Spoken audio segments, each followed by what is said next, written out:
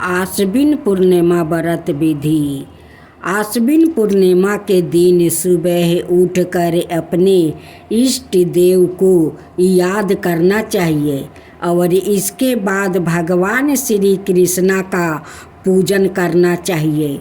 पूर्णिमा के दिन इंद्र और महालक्ष्मी जी का पूजन करके घी का दीपक जलाकर पूजा करनी चाहिए।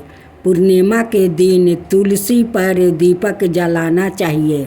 आश्विन पूर्णिमा का दिन लक्ष्मी प्राप्ति के लिए इस व्रत को विशेष रूप से किया जाता है। इस दिन जागरण करने वाले की धन संपत्ति में वृद्धि होती है। आश्विन पूर्णिमा के दिन व्रत का संकल्प लेना चाहिए। यदि व्रत ना कर सके तो पूजा अवश्य करनी चाहिए।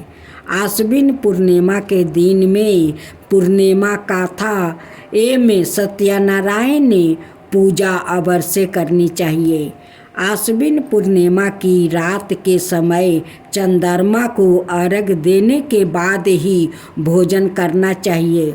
मंदिर में खीर आदि दान करने का विधि विधान है। ऐसा माना जाता है कि इस दिन चांद की चांदनी से अमृत बरसता है।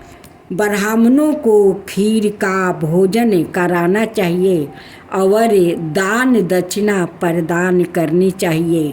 खीर का प्रसाद परिवार के साथ साथ सवाए भी जरूर खाना चाहिए। अब आप सुनेंगे आश्विन पूर्णिमा व्रत कथा। इस पूर्णिमा कथा आप जरूर सुने क्योंकि आपका सारे मनोकामना पूरा हो जाएगा। आश्विन मास का शुक्ल पक्ष की पूर्णिमा तिथि को आश्विन पूर्णिमा के नाम से जाना जाता है। संपूर्ण वर्ष में आने वाली सभी पूर्णिमा तिथियों की भांति इस पूर्णिमा का भी अपना एक अलग प्रभाव होता है। आश्विन पूर्णिमा को संपूर्ण भारत वर्ष में अनेक नामों से पुकारा जाता है। इन सभी रूपों और नामों के अनुरूप ही इस आश्विन पूर्णिमा का प्रभाव भी दिखाई देता है। विभिन्न रंगों और विशेषताओं को अपने में संजोए हुए यह पूर्णिमा तिथि प्रकृति एवं भक्ति दोनों पर ही समान रूप से प्रभाव भी डालती है। आइए अब जानते हैं आश्विन पूर्णिमा कब है। इस वर्ष आश्विन मास के समय अधिक मास पड़ने के कारण 2 बार आश्विन पूर्णिमा होगी। अधिक मास के समय पड़ने वाली पूर्णिमा के समय श्री विष्णु का पूजन का विधान बताया गया है। इसका मुख्य कारण यह है कि यह अधिक मास का समय भगवान श्री विष्णु का द्वार ही संचालित होता है। इसलिए इस समय के दौरान श्री विष्णु पूजन को ही विशेष महत्व दिया गया है। आश्विन पूर्णिमा का दिन देवी लक्ष्मी का पूजन का विधान भी होता है।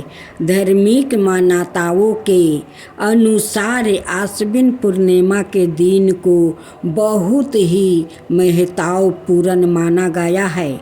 इसके कई कारण हैं। इस दिन कई उत्सव मनाए जाते हैं। इस दिन को जागर व्रत होता है। शरद पूर्णिमा भी यही दिन है। चंद्रमा की किरणों आज के दिन अमृत की वर्षा करती है। भगवान श्री कृष्ण इस दिन रास लीला करते हैं। इसी दिन देवी लक्ष्मी पृथ्वी पर विचरण करती है। प्रकृति के उल्लासा का उत्साह और प्रेम का रंग इसी पूर्णिमा के दिन पर बहुत ही व्यापक रूप से देखने को मिलता है। इसलिए इस दिन लक्ष्मी पूजन का भी बहुत महत्व रहा है। आश्विन पूर्णिमा का मध्यम रात्रि में देवी महालक्ष्मी का आगमन होता है।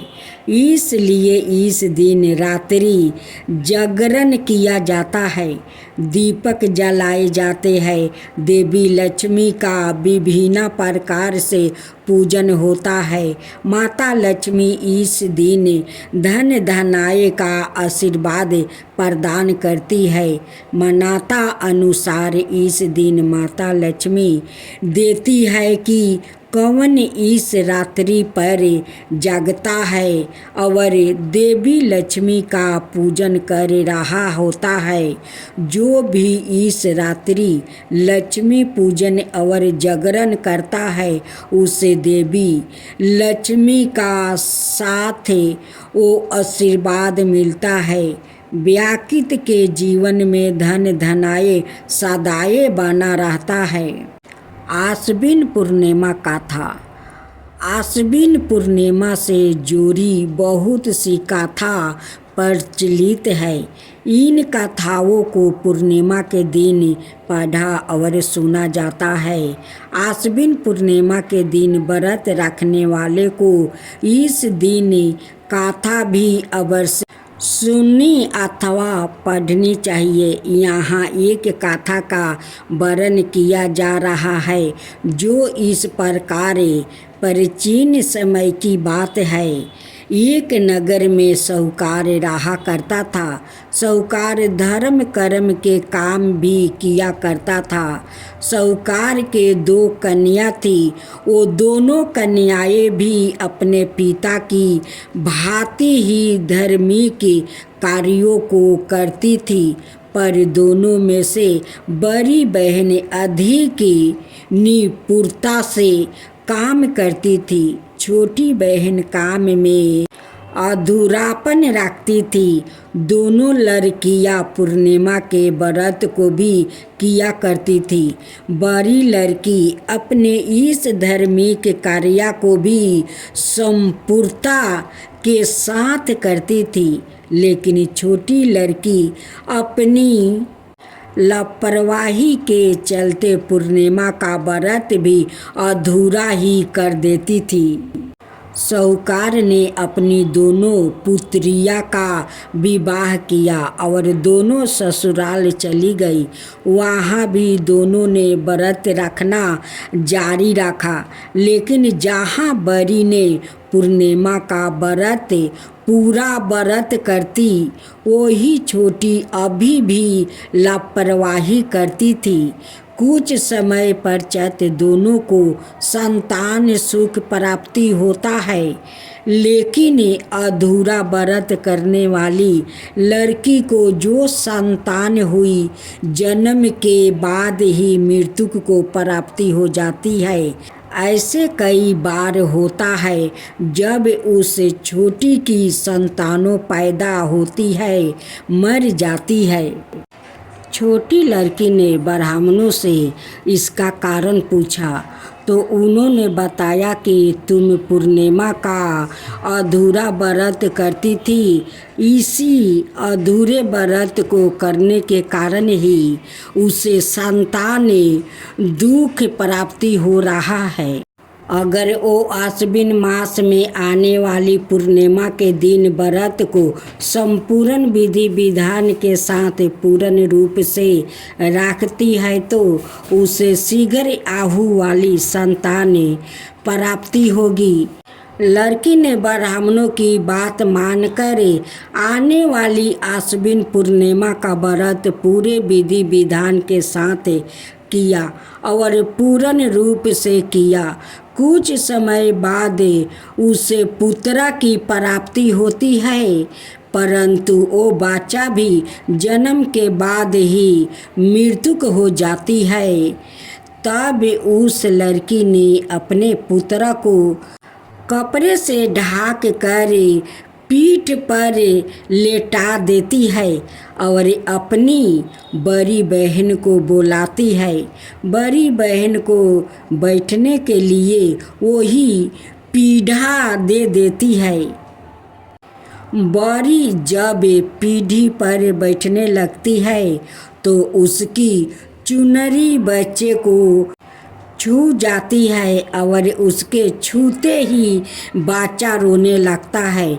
बड़ी बहन कहती है कि तू बेटे को मरने का दोष मुझ पर लगाना चाहती थी कि मैं बच्चे पर बैठ गई और वो मर गया। इस पर छोटी कहती है कि यह तो पहले से मारा हुआ था, तेरे ही शुभ कर्मों से जीवित हुआ है, क्योंकि तूने पूर्णिमा का व्रतों को सदाए शुभ रूप से संपन्न किया था। तब से उस दिन से बड़ी के साथ साथ छोटी भी पूरे विधि विधान से पूर्णिमा का व्रत रखने लगी और उसका जीवन भी सुखमय बन गया। तुलसी विवाह कथा।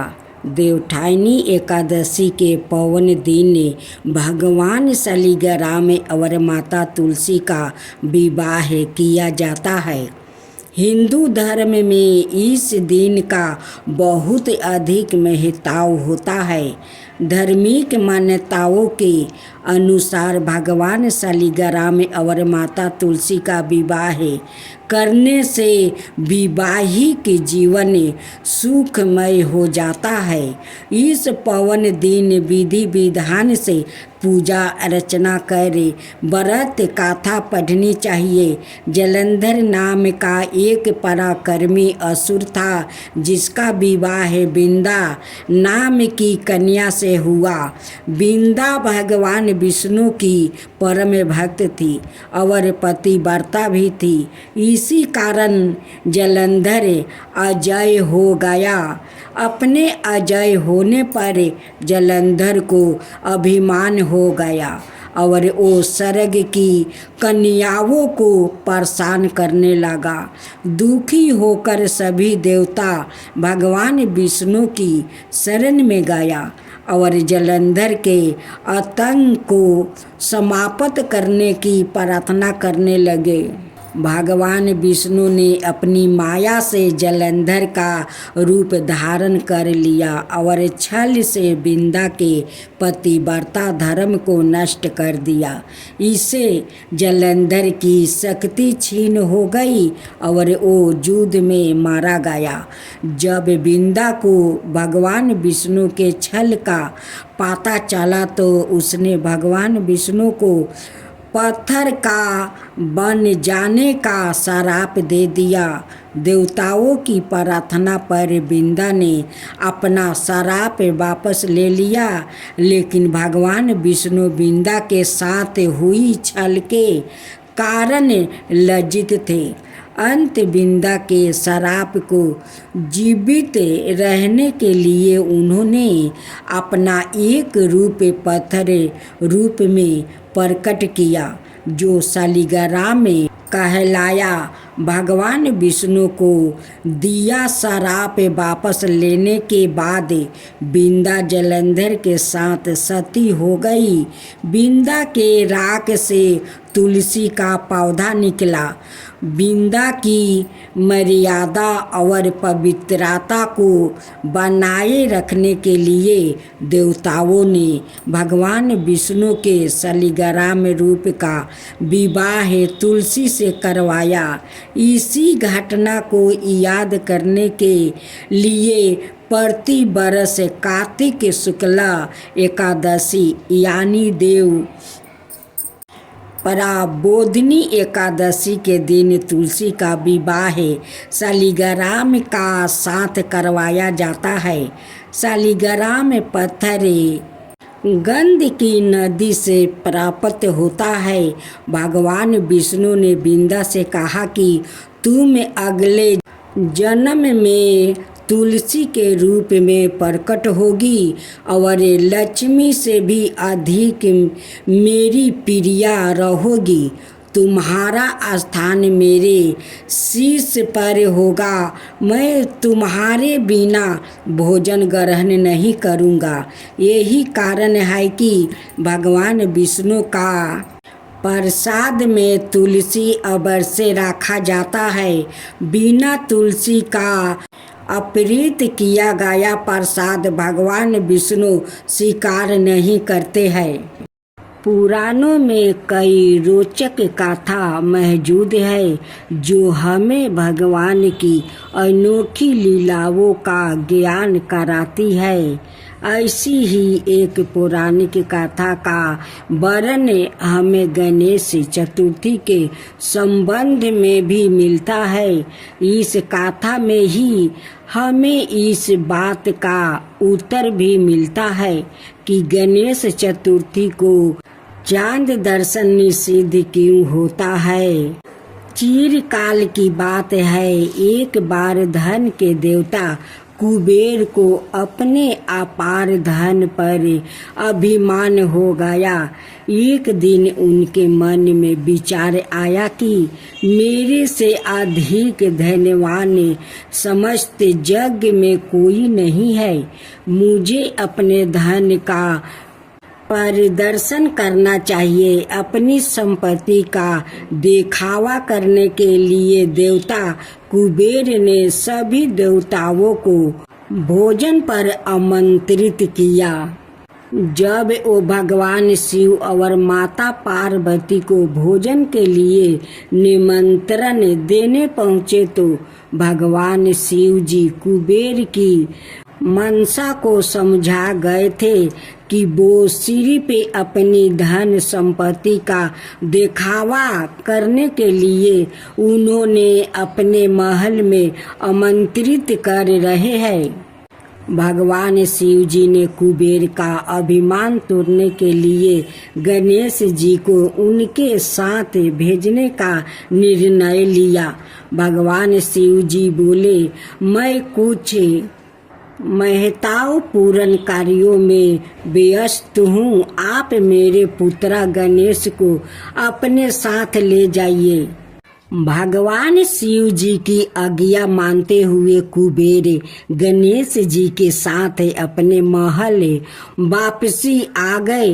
वहाँ उन्होंने गणेश जी के सामने अपने धन दौलत का खूब बखान किया और फिर उनके बाद उन्होंने भगवान गणेश जी को भोजन ग्रहण करने के लिए कहा। गणेश जी को भोजन में विभिन्न प्रकार के पकवान परोसे गए और धीरे धीरे गणपति जी ने पूरा भोजन समाप्त कर दिया। इसके बाद उन्होंने कुबेर जी से और भोजन लाने को कहा। उन्होंने काफी सारा भोजन फिर से परोसा गया और वो भी उन्होंने खत्म कर दिया। इस प्रकार वो महल के रसोई घर में बना पूरा भोजन खा गए। इसके बावजूद उनकी भूख शांत नहीं हुई और उन्होंने कुबेर जी से और भोजन की मांग की। सबसे धनवान देवता होने के बावजूद जब कुबेर जी गणेश जी को पेट भर खाना नहीं खिला पाए तो उन्हें काफी शर्मिंदगी महसूस हुई। साथ ही वो भगवान की लीला भी समझ गया और इस प्रकार उनके अभिमान टूट गया। इसके बाद उन्होंने गणेश जी से माफी मांगी और गणेश जी वहां से चल गए। रास्ते में वो अपनी सवारी मूषक पर सवार होकर जा रहे थे। रास्ते के बीच में मूषक ने एक सर्प देखा और भय से उछल पड़े, जिसके कारण वो संतुलन खो बैठे और नीचे गिर पड़े। नीचे गिरने की वजह से उनके सारे कपड़े गंदे हो गए। वो उठे और इधर उधर देखने लगे। तभी उन्हें कहीं से हंसने की आवाज सुनाई दी, लेकिन गणेश जी को आसपास कोई नहीं दिखाई दी। थोड़ी देर बाद उनका ध्यान आसमान में चंद्रमा पर गया और उन्हें तब पता चला कि चांद देव उनके गिरने का उपहास बना रहे थे। यह देखकर गणेश जी अत्यंत क्रोधित हो उठे और चंद्रमा को श्राप देते हुए बोले कि हे चंद्रमा, तुम इस प्रकार से मेरी व्यवस्था का मजाक उड़ा रहे हो, यह तुम्हें शोभा नहीं देता है। मेरी मदद करने की बजाय तुम मुझ पर हंस रहे हो। जाओ, मैं तुम्हें श्राप देता हूँ कि आज के बाद तुम इस विशाल गगन पर राज नहीं कर सकोगे और तुम्हें कोई भी देख नहीं पाएगा। इस श्राप के प्रभाव से चारों ओर अंधेरा छा गया और चांद देव की रोशनी गायब हो गई। चंद्रमा को अपनी गलती का एहसास हुआ और वो अपनी गलती के लिए गणेश जी से बार बार क्षमा मांगने लगा। चंद्रमा को इस प्रकार लाचार देखकर गणेश जी का गुस्सा शांत हो गया। चांद देव ने फिर से गणेश जी से कहा कि कृपाई आप मुझे माफ कर दीजिए और मुझे अपने इस श्राप से मुक्ति कीजिए। यदि मैं अपनी रोशनी इस संसार पर नहीं फैला पाया तो मेरे होने ना होने का अर्थ खत्म हो जाएगा। यह सुनकर गणेश जी ने कहा कि मैं अब चाह कर भी अपना श्राप वापस नहीं ले सकता, परंतु इस श्राप के प्रभाव को कम जरूर कर सकता हूँ। प्रत्येक माह में केवल चंद्रमा अमावस्या के दिन आपको कोई देख नहीं पाएगा। इसके बाद आपकी कलाएं बढ़ती जाएगी और पूर्णिमा के दिन आप अपने पूर्ण स्वरूप में दिखाई देंगे। पूर्णिमा के बाद फिर से आपकी कलाएं घटती जाएगी। गणेश जी ने आगे कहा कि आज गणेश चतुर्थी पर अपने मेरे अपमान किया है। आज के दिन अगर कोई आपको देख लेगा तो पाप का भागीदार बनेगा। इसके पश्चात गणेश जी कैलाश पर्वत पर वापस लौट गया। मान्यताओं के अनुसार इस कारण से आज भी गणेश चतुर्थी के दिन चांद दर्शन अशुभ माना जाता है। अब लक्ष्मी व्रत कथा सुने। हमारी लोक संस्कृति में दीपावली त्योहार और माता लक्ष्मी की बड़ी सोधी सी कथा प्रचलित है। एक बार कार्तिक मास की अमावस्या को लक्ष्मी जी बर्मन पर निकली। चारों ओर अंधकार व्याप्त था। वो रास्ता भूल गई। उन्होंने विचार किया कि रात्रि वो मृत्यु लोक में गुजार लेगी और सूर्योदय के पश्चात वैकुंठ धाम लौट जाएगी। किंतु उन्होंने पाया कि सभी लोग अपने अपने घरों में द्वार बंद कर सो रहे हैं। तभी अंधकार के उस साम्राज्य में उन्हें एक द्वार खुला देखा, जिसमें एक दीपक की लो टिमटिमा रही थी। वो उस प्रकाश की ओर चल दिया। वहाँ उन्होंने एक वृद्धा महिला को चरखा चलाते देखा। रात्रि विश्राम की अनुमति मांगकर वो उस बुढ़िया की कुटिया में रुकी। वृद्धा महिला लक्ष्मी देवी का बिस्तर प्रदान कर पुण्य अपने कार्य में व्यस्त हो गई। चरखा चलाते चलाते वृद्धा की आँख लग गई। दूसरे दिन उठने पर उसने पाया कि अतिथि महिला जा चुकी है, किंतु कुटिया के स्थान पर महल खड़ा था। चारों ओर धन धन आए रतन जेवरात बिखरे हुए थे। कथा की फलस्वरूप यहाँ है कि माँ लक्ष्मी देवी जैसी उस वृद्धा पर प्रसन्न हुई, वैसा ही सब पर हो। और तभी से कार्तिक अमावस्या की रात को दीप जलाने की प्रथा में चल पड़ी। लोग द्वार खोल कर लक्ष्मी देवी के आगमन की प्रतीक्षा करने लगे, किंतु मानव समाज यह तथ्य नहीं समझ सका कि मात्र दीप जलाने और द्वार खोलने से महालक्ष्मी घर में प्रवेश नहीं करेगी, बल्कि सारी रात परिश्रम करने वाली वृद्धा की तरह कर्म करने पर और अंधेरी राहों पर भटक जाने वाले पथिकों के लिए दीपकों का प्रकाश फैलने पर घरों में लक्ष्मी विश्राम करेगी। ध्यान दिया जाए कि वो विश्राम करेगी, निवास नहीं, क्योंकि लक्ष्मी का दूसरा नाम ही चंचला है, अर्थात अस्थिर रहना उनकी प्रकृति है।